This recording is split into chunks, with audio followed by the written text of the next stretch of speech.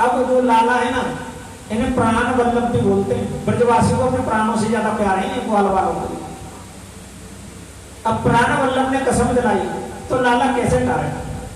धीरे धीरे घर पे पहुंचो, जो 7 दिन पुरानी छाछ रखी हुई थी मटकी में भर के उसे लाए, और लाला बेटों को इंतजार करो, कह रहा सभी ग्वाल वालों से सकाम से कि अभी मधुमंगल आयो ना, बहुत देर होगी, आज मैं भोजन जब भी करूंगा जब मधुमंगल छाछ ले आएगा। मधुमंगल जी आ गए, लाला से कुछ दूर है, झाड़ियां हैं थोड़ी सी, झाड़ियों के पीछे छुप गए। पर सोचो कि यह खट्टी छाछ में लाला कैसे मिला सकते? लाला तो माखन मिश्री खावे है, रोज 9 लाख गऊ नंद बाबा की, 9 लाख गऊ नंद बाबा की, तो लाला तो नित नया माखन खावे, मैं लाला ये खट्टी छाछ कैसे पिला सकूं? तो ये सोच के वह छाछ मधुमंगल स्वयं पीने लगो। अच्छा, इस सभी लीला को ना ब्रह्मा जी ने देख रहे थे, ब्रह्मा जी इस सभी लीला को देख रहे थे।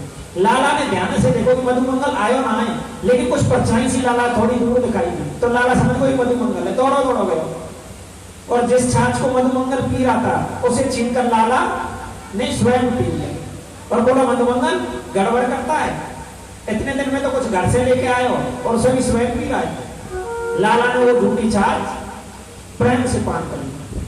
अब ब्रह्मा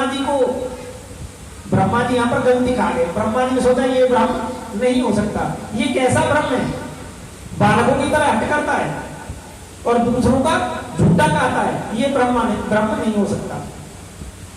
तो जानते हो इतने लाला ने छाछ पी, इतने क्या करो ब्रह्मा ने, लाला की जितनी गऊ थी सब चुरा ली, और लाला के ग्वाल वाल जितने थे ना वो सभी ग्वाल वाल चुरा लिए। अब लाला ने आके देखी, ना तो ग्वाल वाले हैं और ना वहां पे गैया मैया है, तो लाला समझ गई कि ब्रह्मा की करतूत है और किसी की करतूत नहीं। तो लाला ने जितने ग्वाल वाल थे उतने ग्वाल वाल बना दिए, जितनी उनके हाथों में छड़ थी उतनी छड़ बना दी, जितनी गैया मैया थी उतनी गैया मैया बनाई, जितने बछड़ा थे बछिया थी उतने ही बना दिए। अच्छा, इस लीला को कोई भी ना समझ पाए, लेकिन कौन समझ गए? बलदाऊ भैया समझ गए कि ये गैया भैया आजकल ज्यादा प्यार कर हैं, कुछ ना कुछ चक्कर तो है। तो उन्होंने पूछी क्यों रे लाला क्या चक्कर है? तो कृष्ण कन्हैयालाल जी बोले शांत रहो, किसी को मत बताओ। और भगवान कितने हैं? 2.5 साल के, 7 साल के गोवर्धन लीला कर रहे हैं। अब भगवान ने जब काफी दिन हो गए और ब्रह्मा ने अभी भी गैया मैया वह ग्वाल वालों को ना लौटाए, तो पता हमारे लाला ने कहा है करो, लाला खुद ही ब्रह्मा बन गए और ब्रह्मपुरी में जा पहुंचे। ब्रह्मपुरी में जाकर ब्रह्मा जी के सिंहासन पर जाकर बैठ गए और बाहर से द्वारपालों को बुलाया और द्वारपालों से कहा कि एक नकली ब्रह्मा बना है, एक ब्रह्मा नकली बना फिरता है, और गलती से अगर यहाँ पे आ जाए तो उसे अंदर मत आने देना। बोले गैर कन्हैयालाल की, अगर गलती से इधर आ जाता है तो भैरव क्या कोई ब्रह्मा नहीं है, अंदर मत घुस देना। अब ऐसे समझो भैया हमारे घर में कोई और आके घुस जाए और हमारे घर के जो नौकर चाकर हो ना वह मालिक समझ ले और हमें भैरव किया समझ ले, ऐसा काम करती हो ताको नहीं। अब ब्रह्मा बने बैठे स्वयं हमारे कृष्ण कन्हैयालाल जी। ब्रह्मा जी आए, पहरेदारों ने तुरंत रोक दिया, कहां जाता है?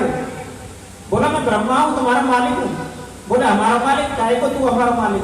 हमारा मालिक तो अंदर बैठो है, तू तो नकली भैरव किया है। और ब्रह्मा जी को भगा दिया ब्रह्मलोक से।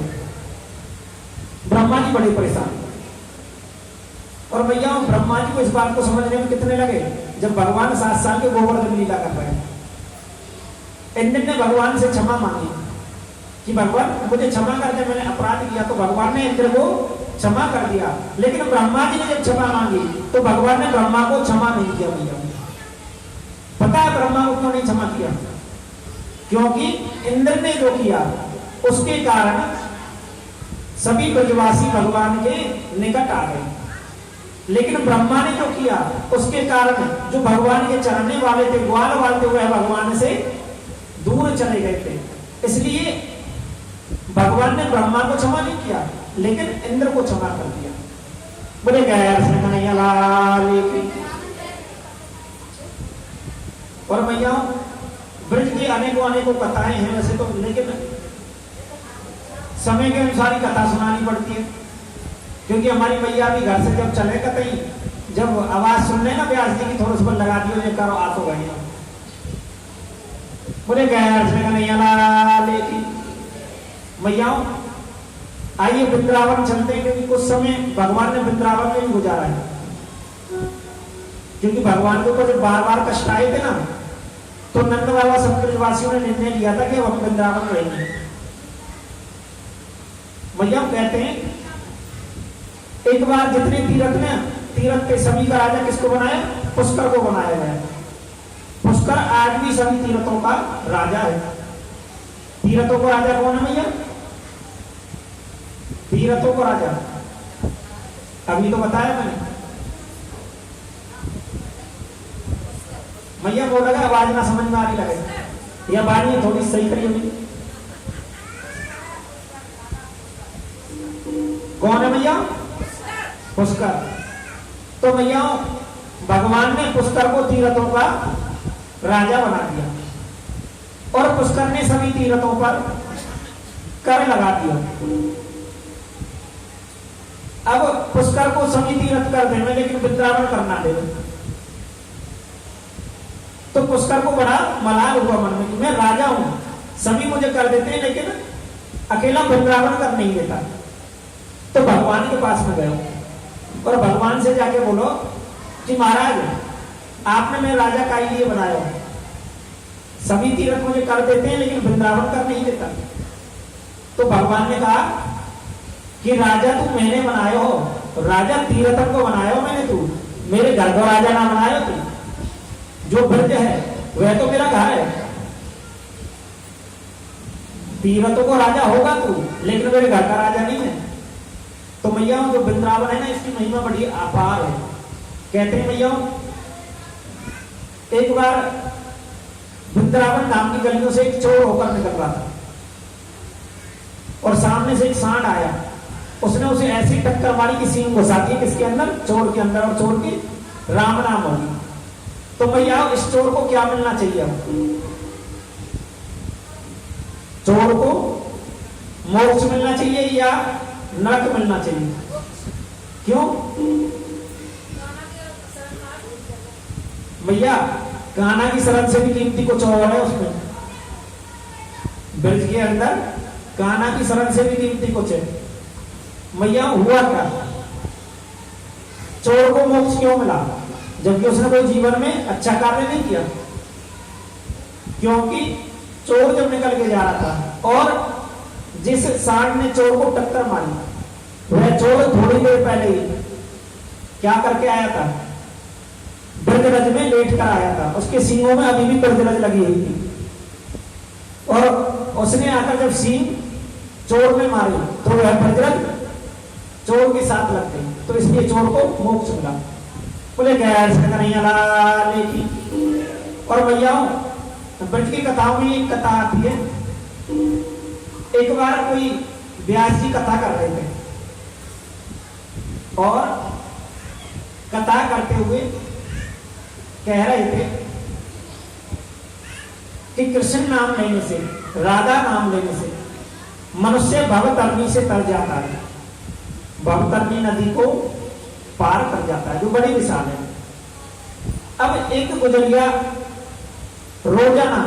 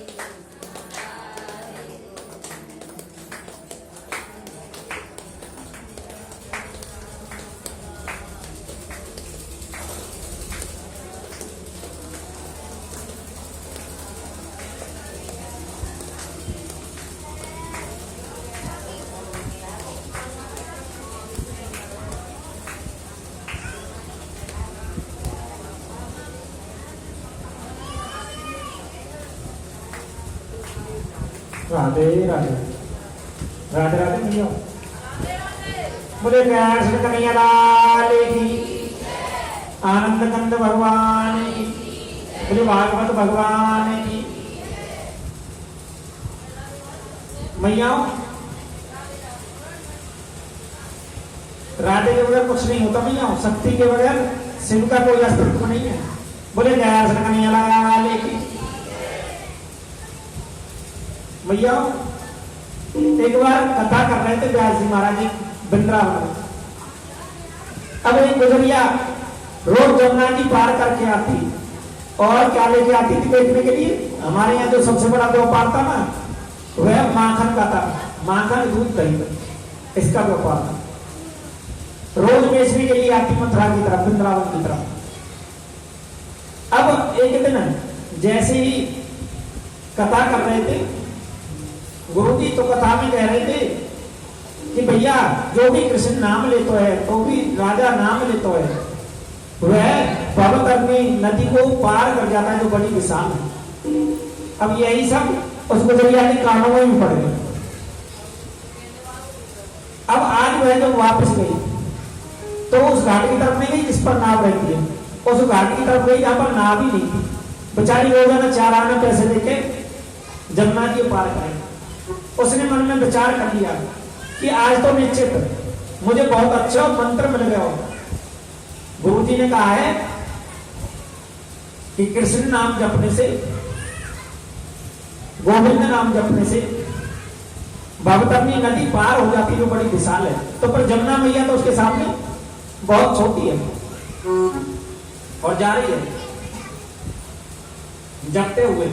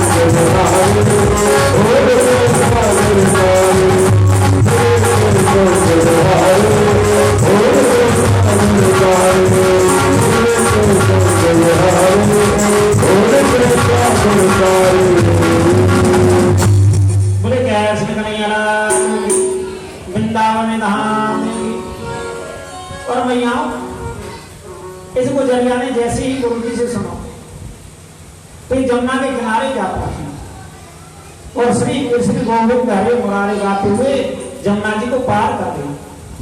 अब तो गुजरिया रोजाना सुबह शाम श्री कृष्ण गोविंद गाते गाते जमुना जी को पार करें।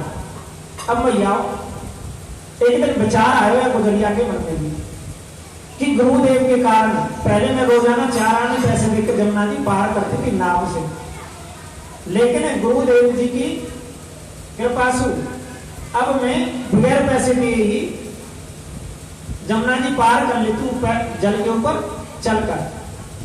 तो क्यों ना गुरुदेव को मुझे भोजन पर बुलाना चाहिए। गुरुदेव के पास में गई, बोली गुरुदेव आपका मेरे घर पर प्रसाद है, भोजन है, आपको भोजन पाने के लिए मेरे साथ में चलना है। बोले गुजरिया ठीक है। और गुरुदेव चलती किसके साथ में? गुजरी के साथ में। अब गुजरिया गुरुदेव को साथ में लेकर जा रही है, लेकिन किस घाट की तरफ? जिस घाट पर नाव नहीं है। गुरुदेव पीछे पीछे चले जा रहे हैं। गुरुदेव ने सोचा हो सके कोई और नाव वहां से चल गई है। पीछे पीछे गुरुदेव जा पहुंचे और गुजरिया बोली गुरुदेव चलो। गुरुदेव बोले गुजरिया इस घाट पे तो कोई नाव नहीं है, हम कैसे पार करेंगे? गुजरिया बोली गुरुदेव कैसे पार करेंगे? जो नाम आपने मुझे दियो ना उस नाम से पार करेंगे। गुरुदेव ने सोचा ये मजाक उड़ा रही है। गुरुदेव ने सोचा ये गुजरिया मजाक उड़ा रही है, तो गुरुदेव ने यहाँ पे ज्ञान लगाया। गुरुदेव बोले गुजरिया लेकिन ये कैसे करें कि मैंने तो कथा सुनाई थी, क्योंकि भैया वो कथा श्रवण करना, कथा श्रवण कराना और ठाकुर जी के ऊपर विश्वास करना, ये सभी बातें अलग अलग होती हैं।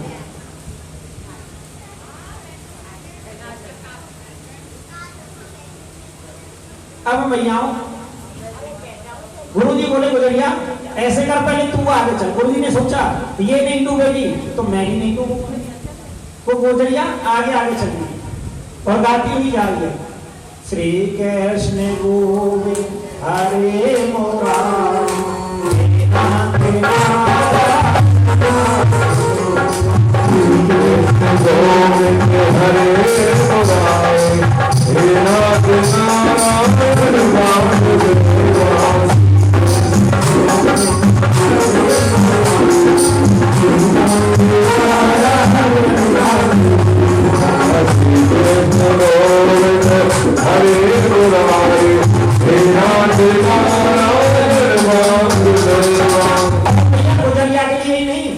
तुम्हारे लिए भी यही नाम है जो भक्त से तार सकता है, तो इसलिए सभी साथ में मिलकर गा लो। तरनी है ना आप सबको भी भक्त तरनी नदी। गुजरिया तो जमुना जी तरनी, हमें आपस में तो भक्त तरनी नदी तरनी है भैया। तरनी है तो साथ में बोलो श्री कृष्ण गोविंद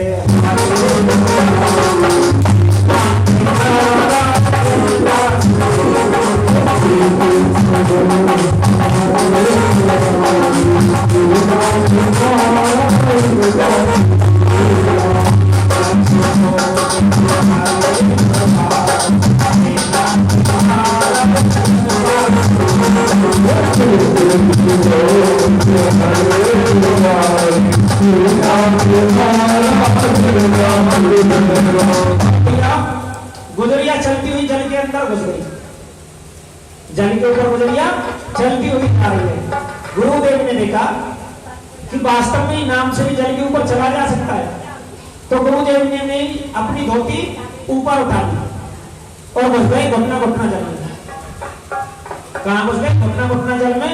गुजरिया के पीछे घुस गए और गुजरिया अपनी मस्ती में मगन है, देख भी नहीं गुरुदेव को पीछे गाती जा रही है श्री कृष्ण गोविंद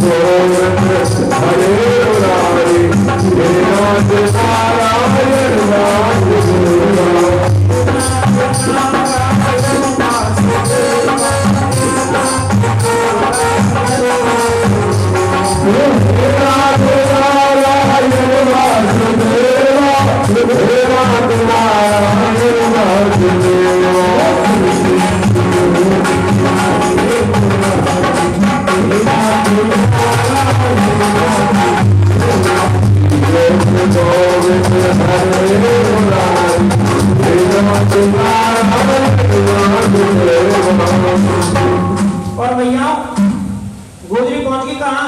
गर्दन गर्दन तक पानी। और गुरुदेव जी कहाँ पहुंच गए? गर्दन तक